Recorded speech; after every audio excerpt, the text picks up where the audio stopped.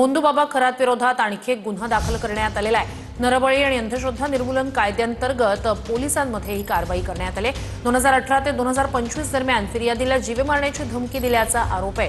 जीवे मारण्याची धमकी देत आर्थिक लूट केल्याचा सुद्धा आरोप करण्यात आलाय।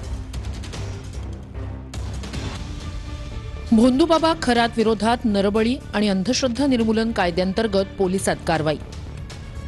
2018 ते 2025 दरम्यान फिर्यादीला जीवे मारण्याची धमकी दिल्याचा आरोप। 21 देशांमध्ये घेऊन जा, तिथल्या मातीला स्पर्श करू दे, तरच भरभराट होईल अशी अंधश्रद्धा पसरवल्याचा आरोप। फिर्यादीकडून मर्सिडीज कार खरेदी करून घेतल्याचा आरोप। परदेशात अनेक ठिकाणी हायफाय उपचारांचा खर्च फिर्यादीकडून उकळल्याचा दावा।